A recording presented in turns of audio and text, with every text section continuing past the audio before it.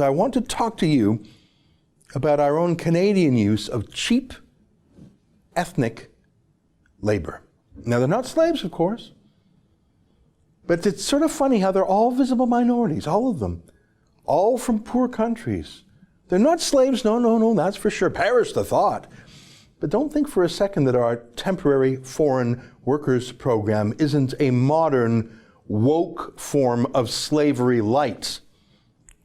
Oh, I know, no one physically owns a temporary foreign worker as property. We don't literally have slaves stand on a stage in New Orleans and have slave owners check their teeth for health and bid for them in an auction.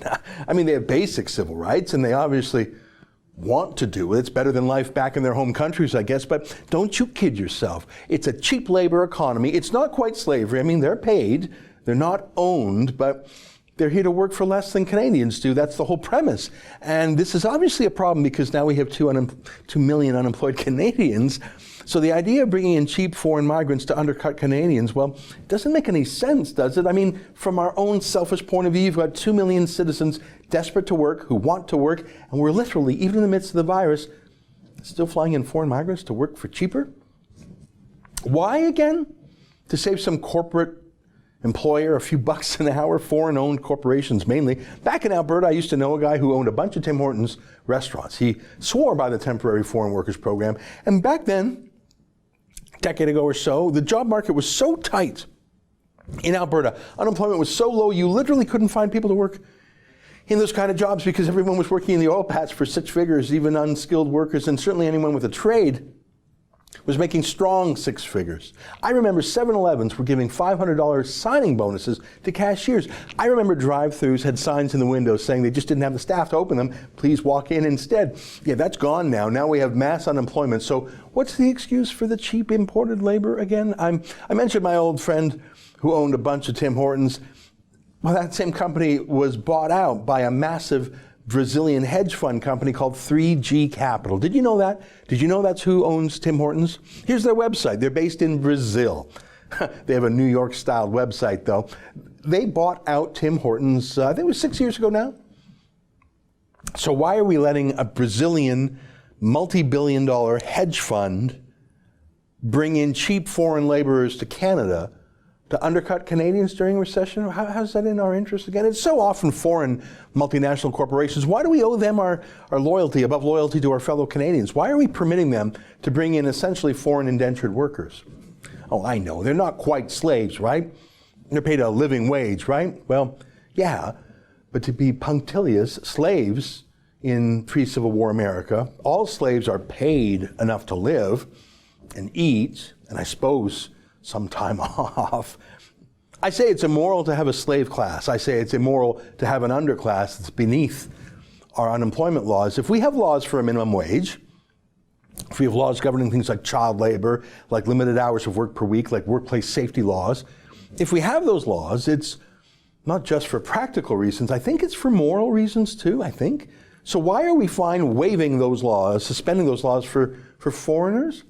If the laws are wrong, then change them, but don't have an underclass beneath our laws. How is that different from the exploitation of Mexican migrants in America, picking fruit for a sliver of what an American would get paid, except that we have normalized and legalized that exploitation of the underclass? Now, I haven't turned into a Marxist, don't you worry.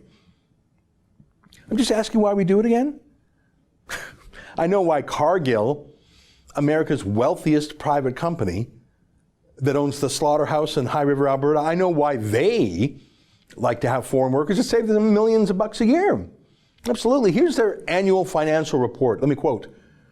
We delivered $2.82 billion in adjusted operating earnings in fiscal 2019, down 12% from last year's top performance. Net earnings on a U.S. generally accepted accounting principles basis decreased 17% to $2.56 billion. Revenues dipped 1% to $113.5 billion. Okay, got it. Sorry, Canada. Sorry, Alberta. We want to operate a beef factory in your country, but we just don't want to hire any Canadians, okay? I mean, you know, they're down 1% to $113.5 billion. Could we just hire foreign migrant workers because it saves us a few bucks an hour? So you'll sacrifice 2,000 Canadian jobs, but that's a price we're willing for you to pay, because we had $113.5 billion, and that dipped 1% last year, and we can't have that. I mean, why don't you just call it the Cargill plantation? Don't call it a plant, call it a plantation. So having a foreign indentured visible minority, underpaid underclass, working for a massive global corporation, if that doesn't ring any moral alarm bells for you, well, how about look at it as a problem when we have 2 million Canadians unemployed?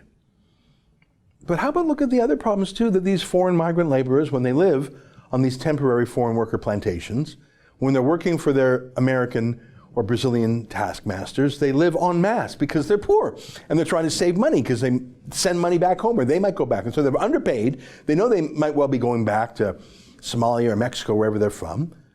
So they're here temporarily.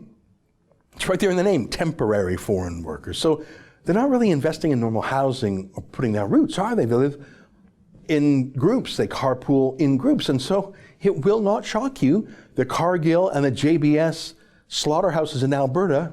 JBS is another foreign multinational, also from Brazil, weirdly, just like Tim Hortons. So Cargill and JBS are where hundreds and hundreds and hundreds of coronavirus cases have spread. I don't know if they're at 1,000 yet, but it's the biggest COVID-19 virus hotspot in all of Canada. It's actually the reason why Alberta's curve isn't flattening. The rest of Alberta is fine. It could go back to work now were it not for these massive outbreaks at these foreign migrant plantations. But hey, feel free to foist another few $1 billion of costs on Canadian taxpayers, as long as it saves a Brazilian and American multinational corporation a few bucks, am I right? That's an excerpt from my daily show, the Ezra Levant Show. Every day I do a monologue on the news of the day, then I interview an interesting guest, and then I read my hate mail. You gotta subscribe. Go to rebelnews.com.